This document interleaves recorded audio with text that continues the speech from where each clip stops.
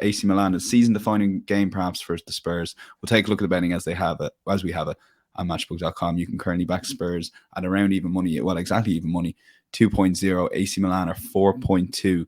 The draw is 3.75 currently. Both teams to score, yes, is favoured in that market at 1.88 with no available at 1.94.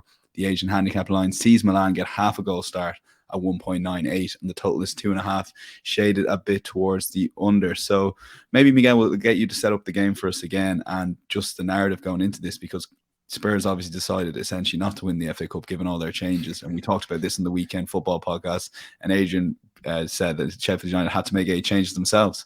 They then lose the Premier League game against Wolves. But basically what I'm getting at is they rested those players in the FA Cup for basically this game today, I'm sure. Yeah, that's exactly it. And especially how much import Conte puts into it. Now, for the moment as well, Conte is supposed to be back for tomorrow's press conference before the game, which is probably a sign in itself. Everything is going into this. And that's probably kind of almost kind of heightened by the fact this is a really open Champions League season.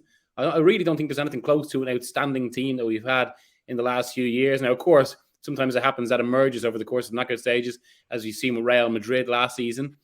But there's opportunity here. And as bad as Spurs' season has been, remember in 2018-19, they were often awful in the league and yet made it to the final. It's something we often forget about knockout football in that way, and everything, and the amount that can be poured into these games. And it does feel like that is very much the atmosphere around Spurs right now.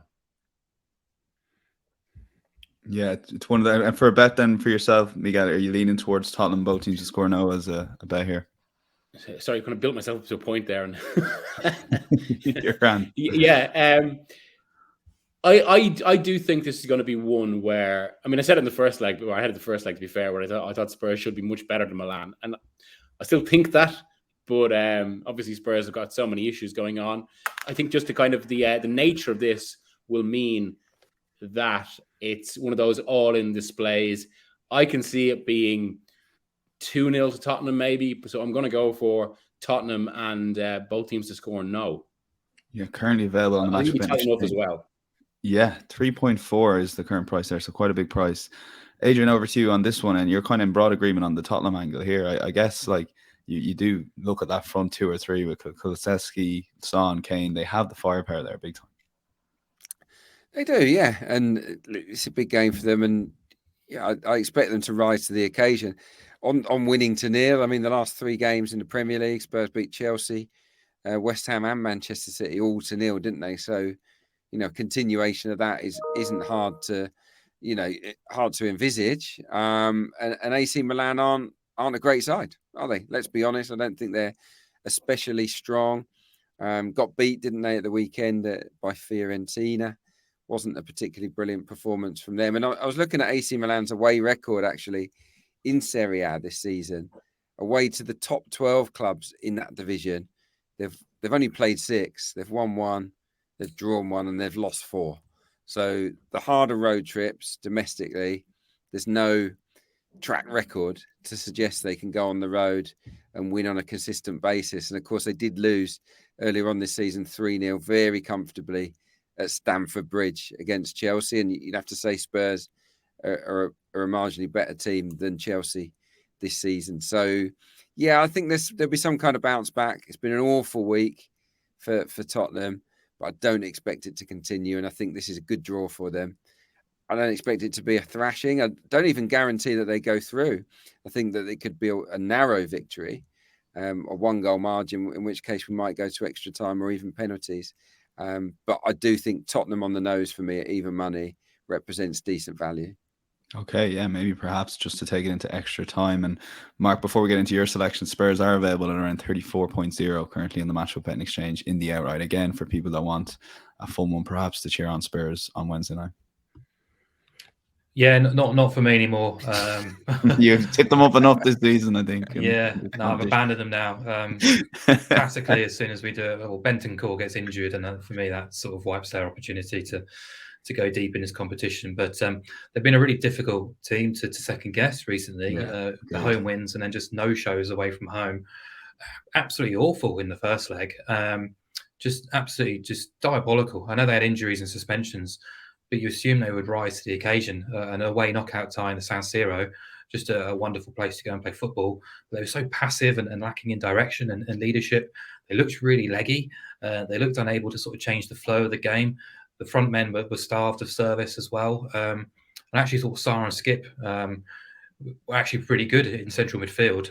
But Højbjerg's back. His form's actually dropped off a little bit recently. But yeah, Milan were worthy winners of the first leg. I think Pioli was justifiably disappointed the margin of victory wasn't more. They had opportunities in the second half to increase the lead. They have improved, Milan, recently since they've changed system into a three at the back. That was before running into Fiorentina on Saturday. They were well beaten in that match. Fielded pretty much their best 11 for it. So yeah, both teams have kind of shown their flaws a little bit recently, but I have to agree with the lads. I think Tottenham evens just feels a little bit too big considering the circumstances. Chasing the tie at home, 3 big wins in the Premier League here, 2-0. Their top level is a gear higher than Milan's, and I just think, in percentage terms, we're saying Spurs have a 50% chance of winning this. Feels big. I think Spurs have got a stronger chance than that. So the other bet I was kind of looking at, and look, both teams have got or have had recent issues in front of goal and chance creation, but I couldn't get away from the goal line here. Over 2.25 goals is available at about 1.82. Now that means if there's exactly 2 goals, you get half of your stake back. If there's 3 or more, you get paid out. Across the last 3 Champions League campaigns, if we look specifically at second leg, last 16 ties, all bar 1 has featured at least 2 goals. So in all bar 1, you'll at least have got half your stake back. In 18 of those 24 matches, over 2.5 goals did bank. I was quite pro goals going into the first leg. I'm not going to just sort of dismiss it altogether. We know what Spurs are capable of in forward areas when it all clicks, particularly on a big European night. But Milan have got players of quality too.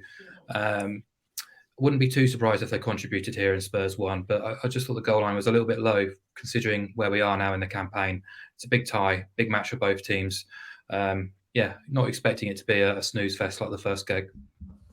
Okay, yeah. So fascinating selections for the guys. We're going to lock in Tottenham at even money.